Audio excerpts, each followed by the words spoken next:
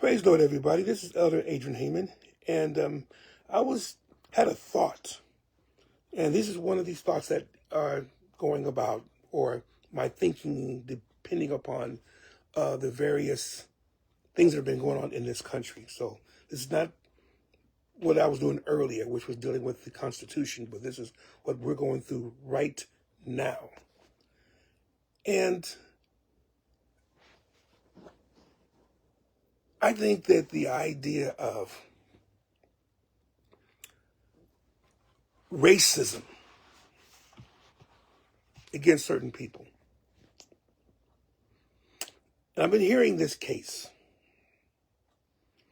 been reading all about it, seeing the news, looking at various articles, seeing what people say about it. And I want to bring up just a few things, not really talk a long time, but just things that make me puzzled. Not puzzled in a way that I don't know what's going on, but puzzled in a way, how could you get away with that? Not that long ago, there was an organization, and there have been several of them, that would give scholarships to persons of color. And the reason why they would do that is because they looked around and we would see that the scholarships that are given to people that are already overrepresented, which then makes the possibility of going to colleges and pursuing the career of your choice limited. So what they tried to do was, okay, these are Black organizations, and they are focusing their purpose on, of course, Black people, because they want to help them to get through college. But someone sued them. Someone sued them to say, well, if you make it to Black, you got to make it to everyone, or else essentially it's discrimination. Now understand, it was trying to rectify a situation in which there is inequity. You can see it. But because this organization, who is made up of people of color or Black,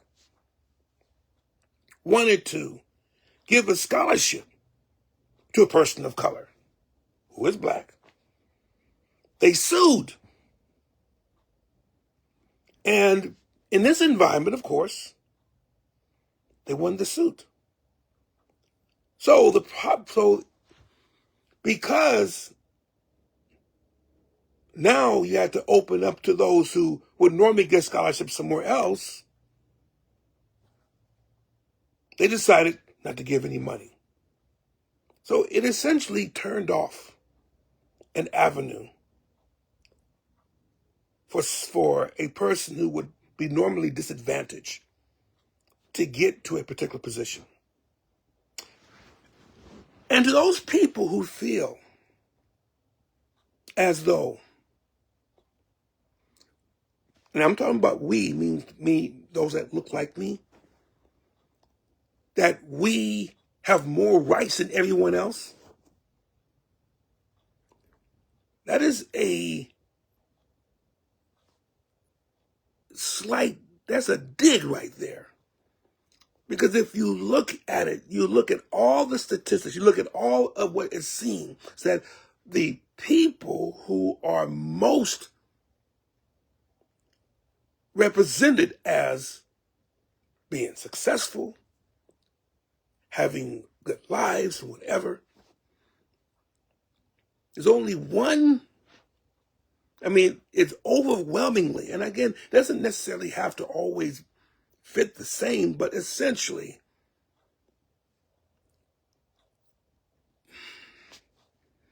you know what I'm trying to say, but essentially, I don't want to say it.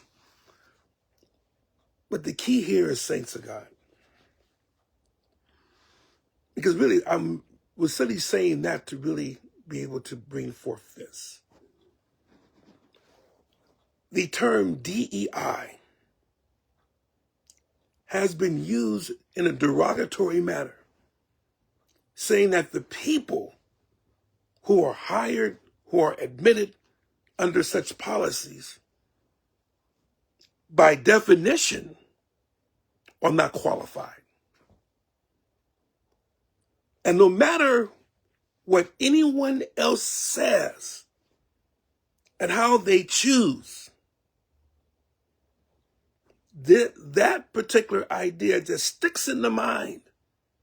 Because the problem is, if anyone threatens the status quo, then we hate it because we like the status quo. Of course you like the status quo because you're benefiting from the status quo.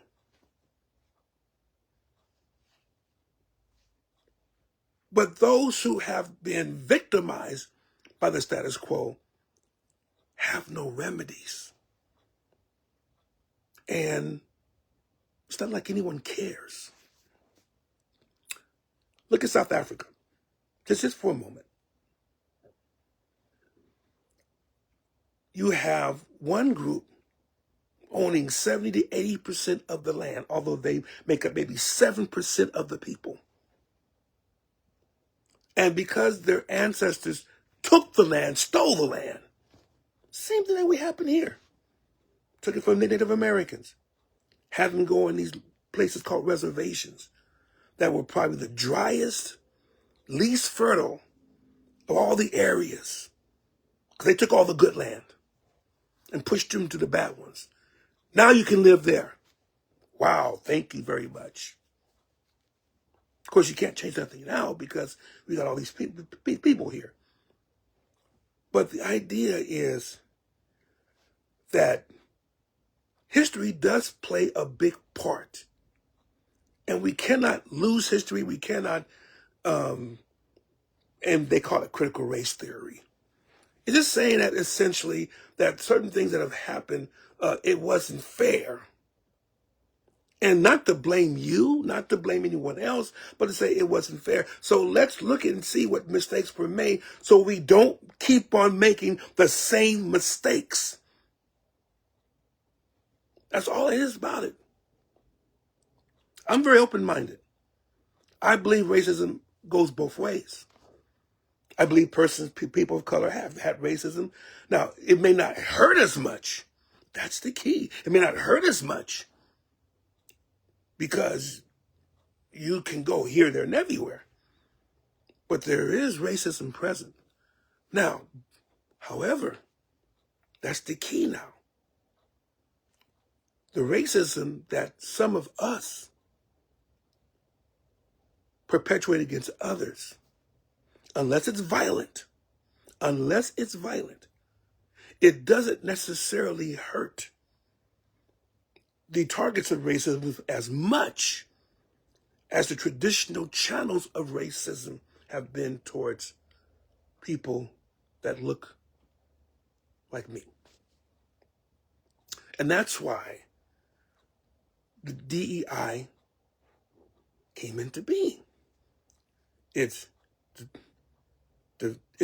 diversity. It's the diversity, equality, inclusion. Diversity.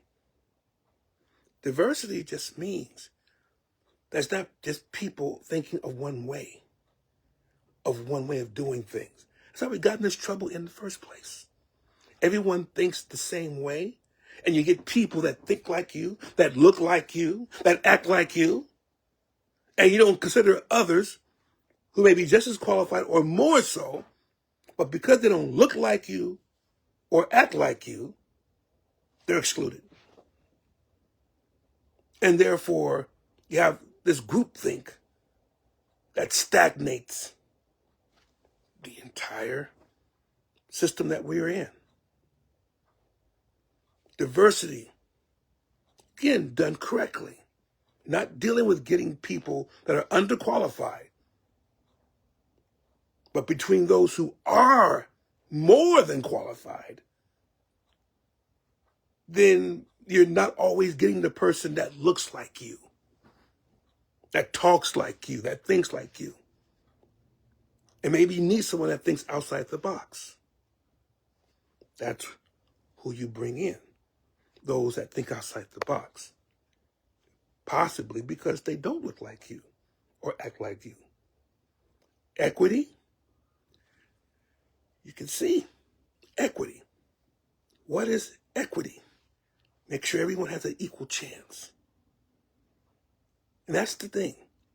Traditionally, people have not had equal chances. Or they go through all the things, all the exercises, but when it comes to making a decision about employment, making decisions about admissions and so on, it's not equitable. So, but that's what some have gotten used to. This is how the way it is. Sucks to you that it's the way it is now, but hey, that's how society is. Deal with it. But when it flips up on the other side, no, that's unfair, that's unfair, that's unfair, you can't do that. Oh, really? But I thought you wanted to be equal. You don't really want to be equal. You still want your advantage. And then inclusion. Now, understand this, saints. I am not a person. I'll put it right here. People say maybe I'll be destroyed by it. I am not for gay marriage. I am not for transgender operations or anything like that. What I am for is that if a person does a job and is qualified for it, whether they're a minority, whether they're a woman, or whether their sexual preference is gay, I'm not taking them to church. I'm not telling them that they're going to be baptized in Jesus' name. All I'm telling them is that they can work and they have all the rights granted to them by the Constitution to work and to be in a place where they have been qualified, maybe more than qualified. They show them the qualifications. Let them go and do it. Some people think being gay is a disease. Not really. It's not a disease. You can't catch it. And if you're saved, in a sense, you shouldn't even worry about it. But I'm not talking about how we believe in Jesus' name. I'm talking about what people do on their jobs, in schools, places where essentially to achieve a certain area or a certain thing will allow you to maybe move up and to change your income status.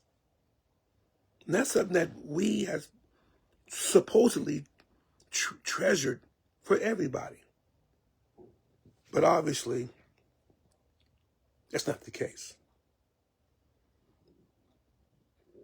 Doesn't matter what advantage you may have had before, I need to keep that advantage. Does it matter that we think groupthink? We all need to think the same thing. Is that really what we want? Or is it just an excuse to keep and to perpetuate the good old boys network? Just thinking and understanding that DEI is so misunderstood because it threatens the status quo. That's the only thing I can think of. But sometimes status quo needs to be changed. In the Bible, people had gotten so used to disobeying God that the status quo was to disobey. But it took someone like Elijah and an overwhelming power demonstrated by God, Yahweh, the one who is and has ever been. It took him to begin the change. But it's because Elijah stood steadfast against all those who, because they were empowered by higher sources in government, put forth a religion that was false. We should take that lesson from Elijah. Don't stop standing up for truth. Simple. If the status quo is incorrect, then the status quo needs to be changed. God bless you. Love you all. Take care of yourselves, and may God richly bless you.